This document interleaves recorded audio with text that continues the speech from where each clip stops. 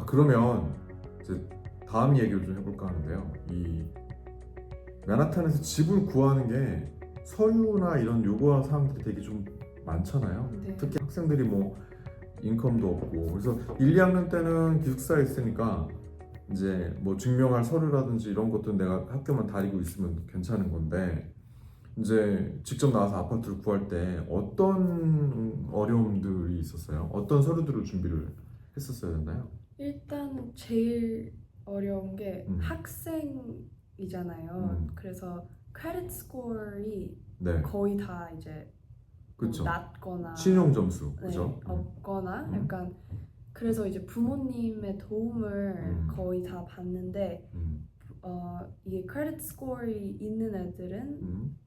인컴도 이게 음. 프루브를 해줘야 돼요. 그쵸. 그래서 이게 음. 렌트비의 40배를 더 벌고 40배를 있다라는 벌고 거. 있다라는 걸 증명을 해야 되는데 이제 그걸 못 하니까 부모님들이 guarantor로 이제 계약을 해주시는 거죠.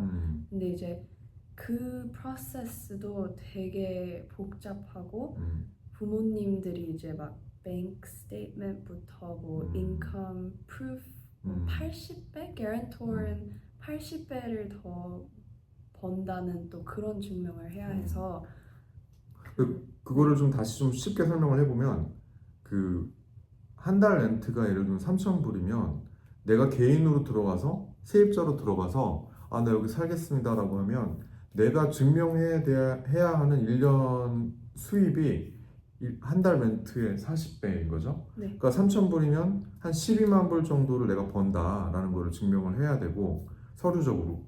그리고 이제 내가 학생이니까 그런 부분이 못하니까 우리 부모님이 해야 되는데, 우리 부모님께서 하신다고 하시면 일반적으로는 미국에서 발생하는 인컴만 인정하긴 해요, 그죠? 네. 그래도 이제 어떤 랜드로드들은 한국에서의 버는 인컴도 인정을 해줄 때도 있어요. 그러면 이제 그 인컴은 한 달 렌트의 80배 정도가 되어야 되니까 3,000불 곱하기 80배 하면 24만 불이잖아요.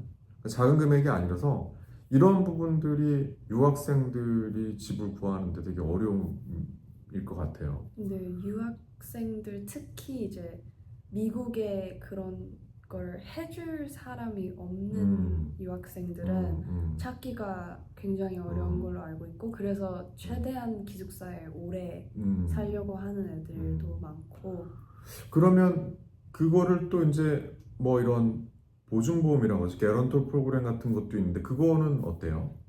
네, 그거를 지금 쓰고 있는 친구들이 꽤 있는데 이제 결국에는 아파트로 나와서 찾다가 약간 그런 경우가 많아요. 한 명이 여기 아파트에 들어가서 여기 guarantor 프로그램이 있고 되게 유학생으로서 들어오기가 쉬웠어 하면 이제 다른 유학생들이 약간 다 따라서 그냥 들어가기 쉬운 빌딩으로 가는 경우가 많더라고요. 그래서 guarantor 프로그램을 offer하는 빌딩들을 찾아서 거기로 많이 가는 것 같아요.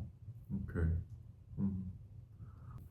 그러면 그 개런토 프로그램이 어찌 됐건 간에 내가 그 부족한 서류를 메꾸는데 도움이 되는 건데, 그것도 그냥 싸지는 않을 거 아니에요. 비용이 어느 정도 되나요? 비용이 이제 한 달 렌트비보다 이제 더 내야 할 수도 있고 덜 내야 할 수도 있지만 그 정도 되는 것 같아요. 그러니까 결국에는 아파트를 구해서 이제 기숙사에서 있지 못하고 이제 나와서 아파트를 얻을 때 그런 서류적인 부분에서 좀 필요한 부분이기 때문에 개런토 프로그램을 써야 된다고 하면 한 달 정도의 임대료가 들어가고, 이제 그 이제 복비도 들어갈 거고, 그리고 이사 비용도 들어갈 거고, 그리고 또 이제 뭐 그 임대용 아파트 같은 경우에는 프로세싱 피라고 해서 어플라이 할 때 또 뭐 몇백 불 좀 들어가고 하고, 또 무브인 할 때도 또 돈 내고 하잖아요. 네. 그래서 이사 들어갈 때 들어가는 비용이 정말 적지 않겠어요? 네, 엄청나죠.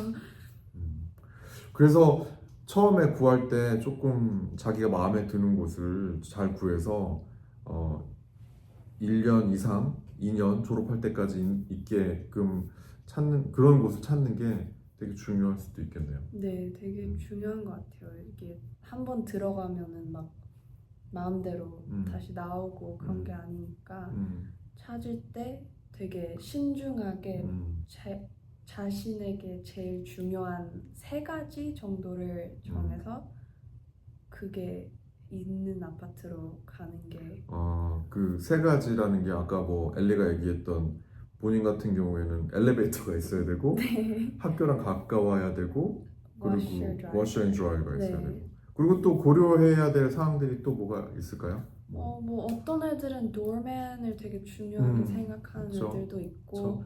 아니면 학교랑 멀리 살아도 지하철역 근처인 거를 되게 이거는 거의 다 중요하게 생각하는 것 같고 그치. 네. 뭐 로케이션, 네이버हु드도 약간 뭐 나 여긴 정말 가기 싫어하는 애들도 있는 반면에 뭐 아무데나 상관없어 하는 애들도 있고 네, 뭐 엘리베이터, 워셔, 드라이어 하고 워셔, 드라이어도 이게 막 인유닛을 되게 중요하게 생각하는 애들도 그러니까 내 집 안에 네. 세탁기 건조기가 있어야 네네. 되는 거 하고 뭐 저는 그냥 인 빌딩 그냥 빌딩 안에만 있으면 된다 생각했고 뭐 어떤 애들은 집에 없어요. 그래서 런드로맷을 맨날 빨래 들고 가는 그치. 애들도 있어요. 맞아요. 그게 로어 이스트사이드 쪽이 그런 아파트들이 꽤 있더라고요. 불편하지. 네, 그래서 불편하지만 걔는 렌트를 1,800불 정도밖에 안 내고 그리고 뭐 걔는 엘리베이터도 없고 뭐 워셔 드라이어도 없고 학교랑도 좀 멀지만 그래도 지하철이랑 가깝고 렌트가 싸고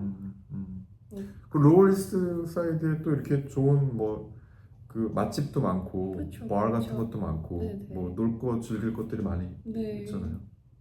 윌리엄스버그랑 또 가깝고. 그래서 오늘 저희가 이 NYU 학생이기도 하니까 직접 학생 입장에서 집을 구하고 고려해야 되는 사항들이 어떤 사항들인지 한번 알아봤고요. 이따가 좀 시간이 되면 한번 나가서 아까 이야기했던 동네들을 한번 좀 이렇게 찍어보는 것도 괜찮을 것 같아요. 네.